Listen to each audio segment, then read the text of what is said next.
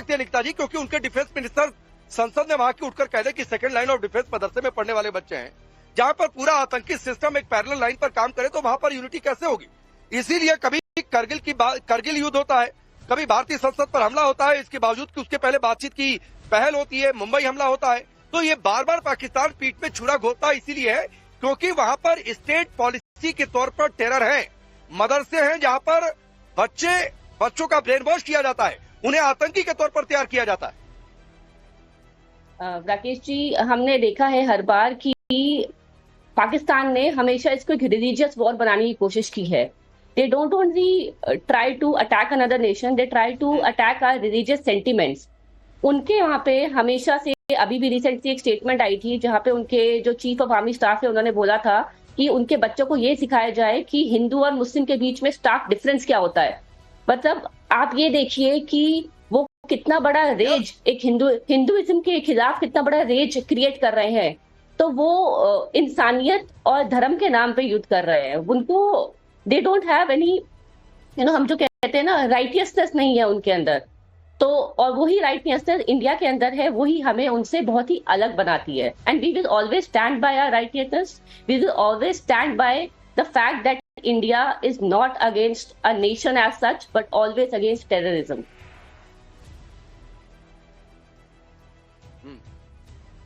नहीं, लेकिन सवाल है गीतांजलि जी की जो निकिता जी कह रही हैं, तो आगे पाकिस्तान का भविष्य क्या है?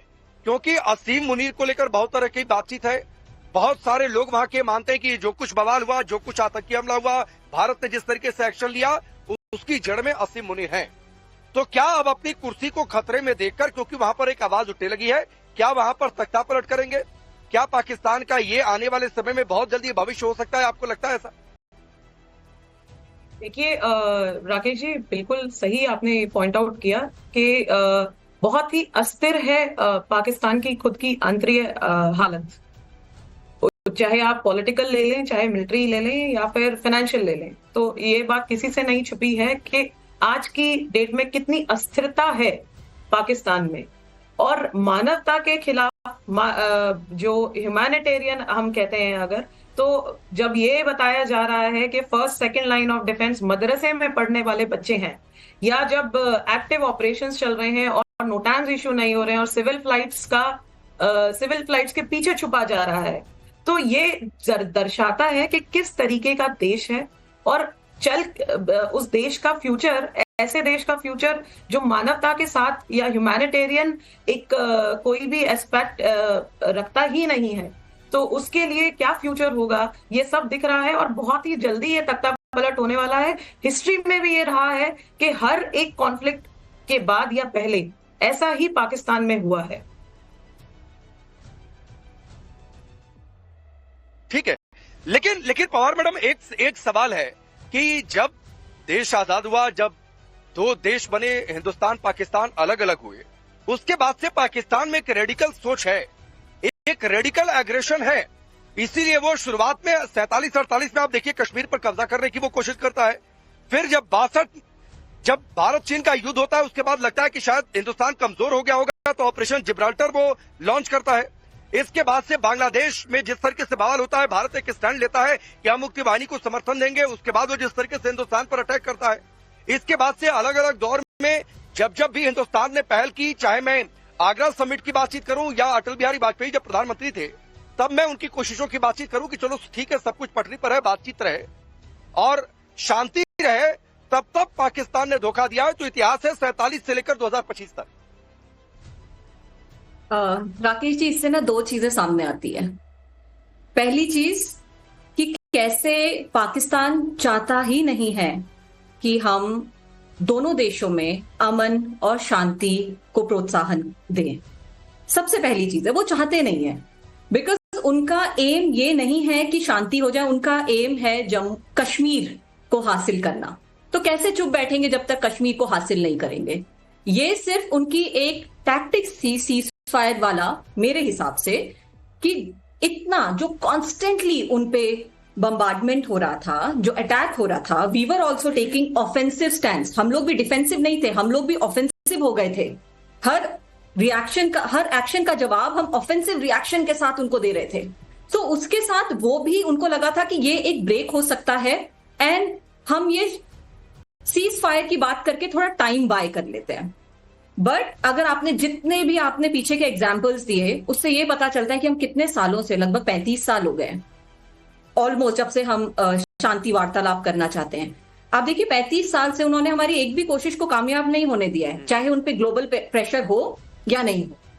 ये क्लियरली समझ में आता है कि टाइम बाइंग टैक्टिक्स थी और वो शांति नहीं चाहते। अदरवाइज कल रात को जो उन्होंने किया कॉन्स्टेंटली, मैं ये भी नहीं बोलती हूँ कि सीज फायर के 1 घंटे बाद हुआ, मैसेज नहीं गया लोगों नहीं, को। लेकिन मैडम आप जो बात कह रही हैं, मैं आपको इंटरप्ट कर रहा हूं, लेकिन इसके बाद आपकी बातों से एक चिंता है, एक सवाल है मेरे मन में, और मुझे लगता है कि देश के लोग इस कार्यक्रम को देख रहे हैं तो उनके मन में भी एक चिंता होगी कि अगर वो बातचीत करता है तो टाइम बाय करता है, ये टाइम बाय उसकी टैक्टिक्स है, तो फिर अगर बातचीत करेंगे तो ये भी तो टाइम बाय कर रहा है, तो निपटे कैसे इससे हम? देखिए मैं फोर्सेस की आपको एक खासियत बताती हूँ कि हम 1 घंटे में अपने वॉर प्लान के हिसाब से एक्टिवेट हो जाते हैं, बट हम कभी भी, जब तक हमें पूर्ण रूप से ये पता ना चल जाए कि हमारा दुश्मन शांत बैठ गया है, हम लोग शांति से नहीं बैठते। हम अपना एक्टिवेटेड स्टेट हमेशा, जो ऑपरेशनल स्टेट होता है वॉर लाइक सिचुएशन में, हम उसको हमेशा मैक्स पे रखते हैं। सो इसके लिए मैं ये बोलना चाहूंगी कि ऐसा नहीं है कि उन्होंने पीस टॉक बोला और हम लोग पीछे सारे फौजी पीछे हो गए कि अब कुछ नहीं होगा। सारी रात ब्लैकआउट प्रोसीजर्स फॉलो किए गए हैं सिविल डिफेंस सर्विसेज ने, बिकॉज हमको उनका नेचर पता है। ये एक कागजी कार्रवाई है और मैं बोलूंगी सोशल मीडिया कार्रवाई, एक तरह से कागजी कार्रवाई तो 12 तारीख को पता चलेगा कि क्या होगा। ये एक सोशल मीडिया कार्रवाई थी और एक सबको बताने का संदेश था कि देखो हम लड़ना नहीं चाहते हैं, राइट? तो अगर किसी के भी दिल में ये शंका है कि अब वो हम पे कभी भी अटैक कर सकता है और वील बी कॉट अनअवेयर, ये बिल्कुल नहीं होगा। हम इतनी जल्दी अपने गार्ड्स डाउन नहीं करेंगे। फौज एक्टिवेट बहुत जल्दी होती है, बट अपनी नॉर्मल पीस टाइम पोजीशंस पे वापस आने के लिए हम पूर्ण रूप से, जब तक हमें कंफर्म ना हो जाए कि everything is normal, we don't go back to normal. नहीं, ये आपने बात कहकर एक संकेत भी दे दिया, एक चेतावनी भी दे दी और देश के लोगों को एक भरोसा भी दे दिया। तो निकिता जी ये मानकर चलें कि इस मुल्क का इलाज यही है कि बातचीत हो रही है, ठीक है, बातचीत जहां होती रहेगी, फोर्सेज ऑन द टोज रहेंगी, ऑपरेशनल रेडी कंडीशन में रहना पड़ेगा पाकिस्तान जैसे मुल्क के लिए हमेशा। जी राकेश जी, इसी चीज पे ना मैं आपको भगवत गीता का एक कोट बताना चाहूंगी, जिसमें वो कहते हैं कि we have done everything we could do to ensure peace, but let's give them the war they want. हम अमन और शांति से बिहेव करना चाह रहे हैं, पर पाकिस्तान अपने अनप्रिडिक्टेबल बिहेवियर से, अपने कावर्ड बिहेवियर से बार बार हमें उकसाना चाह रहा है। वो हमें उकसा रहे हैं। पहले उन्होंने 2 दिन लगातार इतने ड्रोन्स भेजे हमें यहाँ से, सोच रहे थे कि हमें एग्जॉस्ट कर देंगे। लेकिन मैडम एक चीज मैं आपको टोक रहा हूँ, क्योंकि आपके एक वर्ड से थोड़ी सी अब मेरी असहमति, और मुझे लगता है बहुत सारे लोगों की असहमति होगी कि ये अब अनप्रिडिक्टेबल नहीं रह गया। पाकिस्तान ना कुछ रिएक्ट करे ना धोखा दे, वो अनप्रेडिक्टेबल हो सकता है, लेकिन अब तो ये क्विट प्रेडिक्टेबल है कि वो धोखा देगा। उस मुल्क की सीरत में यह है, उस मुल्क के कैरेक्टर में यह है कि आप जब भी शांति की बातचीत करेंगे, जब भी आप सीजफायर की बातचीत करेंगे तो पीछे कुछ प्लान करेगा, तो ये प्रेडिक्टेबल हो चुका है हमारी। नहीं, वो बात आप बिल्कुल ठीक कह रहे हैं कि उनकी जो धोखेबाजी है वो प्रेडिक्टेबल है। तभी कल की जब सीज फायर अनाउंस हुई थी, जैसे वर्दिन मैम ने बोला, उसके बाद हमने अपने गार्ड्स डाउन नहीं किए थे। The preparedness that we had with our armed forces, we were totally alert. And जब तक हमें वो भरोसा इतना नहीं हो जाएगा कि वो शांत बैठ गया है, वो बायलैटरल टॉक्स की जो हम बात कर रहे हैं, वो जो इंटरनेशनल लेवल के नॉर्म्स की जो हम बात कर रहे हैं, जब तक वो बिल्कुल पूर्ण तरह से हमें भरोसा नहीं हो जाएगा कि वो अब कोई रिटेलिएट नहीं करेगा, तब तक हमारी प्रिपेयर्डनेस चलती रहेगी और उतने ही लेवल पे चलती रहेगी जितने लेवल पे अभी है।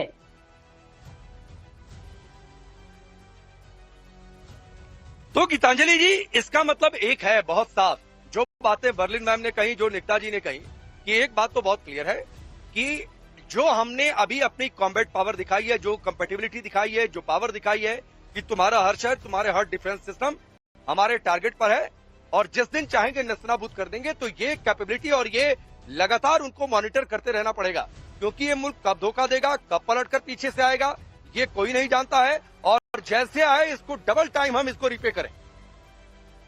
बिल्कुल राकेश जी, जैसा कि अभी तक मेरे से पहले भी सबने बोला कि हमारी फोर्सेस